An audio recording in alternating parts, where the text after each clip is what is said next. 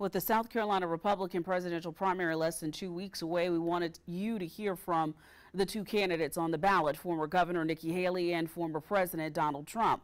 We reached out to the Trump campaign multiple times with no success. However, former Governor Nikki Haley sat down to talk with Andrea Mock. Nikki Haley has seen a lot of firsts in her life. Born in Bamberg, South Carolina in 1972, she's the daughter of Indian immigrants, making her a first-generation Indian American. After serving 3 terms in the South Carolina House of Representatives in 2011, she was elected to be South Carolina's first ever female governor. In 2017, she'd leave office early after President Donald Trump tapped her to be the United Nations ambassador, making her the first Indian American to serve in the cabinet. Now she wants to be the first female president of the United States. And despite the numbers being against her, Haley believes she still has a path to victory. How do you beat Donald Trump on February 24th? This is all about building. It's a marathon. It's not a sprint. So our focus was we had 14 people in the race.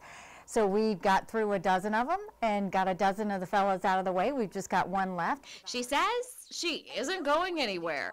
Former Governor and UN Ambassador Nikki Haley says she's staying in the race. Haley believes her record as a conservative governor who cut spending and grew business in our state, and people wanting a break from Donald Trump, will motivate voters on February 24th. South Carolinians know what I did for them as governor.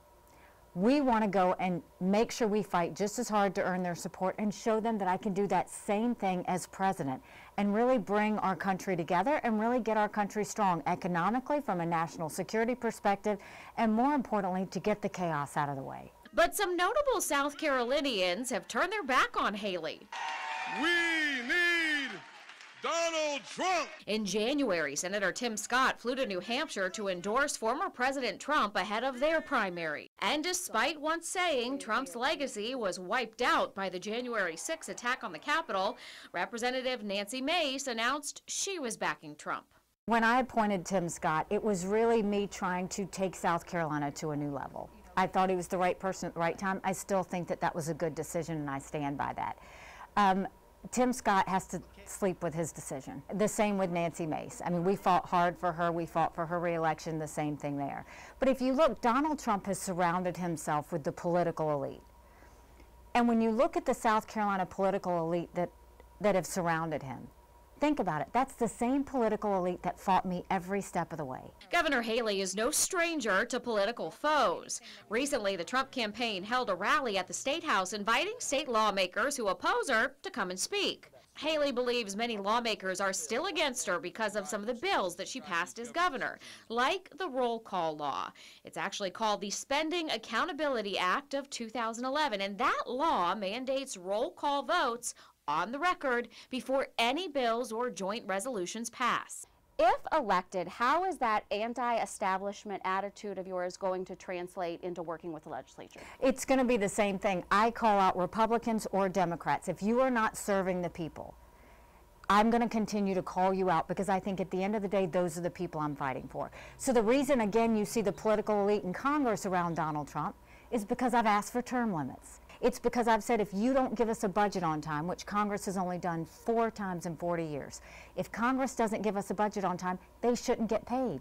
I don't think Congress should be able to trade in the stock market when they have extra information. I have always gone against the establishment because they're the ones that have always gone against the people. South Carolina is home to 8 military bases, and with so many veterans and active duty military in our state, including Haley's own husband Michael, who's currently deployed, national security ranks high for voters. In January, 3 soldiers from Georgia were killed by an enemy drone strike on their base in Jordan. The attack blamed on Iran-backed militia groups. I asked Haley if she was president, how she would handle the attack. So the first thing we need to do is put the sanctions back on immediately. Stop any money flow that's going to Iran. The second thing is take out those hubs where the drones and missiles are coming to hit our military men and women. Those in Iraq and Syria, let's get those out. Thirdly, let's go after 1 or 2 of the Iranian military leaders that have made these decisions. Iran doesn't care if we take out their fighting force. They'll just get more. They don't care if we take out their drones or missiles. They'll just get more. What they do care about is their money and their leadership. Finally, Haley says in this race, age matters. Haley, who is 52, recently tweeted grumpy old men with pictures of Biden, who's 81, and Trump, who's 77. Why is age something that voters should think about in this race? It's not being disrespectful. You know, we all know people who are above 75 that can run circles around us. I don't care if we do mental competency tests for people 50 and up. But right now, Congress is the most privileged nursing home in the country. I mean, you look at Joe Biden, you can see the decline that's happened over the last couple of years. These are people making decisions on our national security. These are people making decisions on the future of our economy. We need to know they're at the top of their game. Americans can do better than two 80-year-olds running for president. Right now, former President Trump has 63 delegates, while former Governor Haley has 17. But on Super Tuesday, 15 states and 1 territory will select their candidate.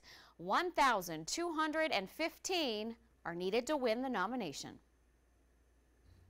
Andrea, thank you so much. We've made it easy for you to get information about the Republican primary on the 24th. All you have to do is text the word primary to 803-776-9508. That's going to get you information on all the candidates who will be on the ballot and what you need to bring to the polls. Again, text the word primary to 803-776-9508.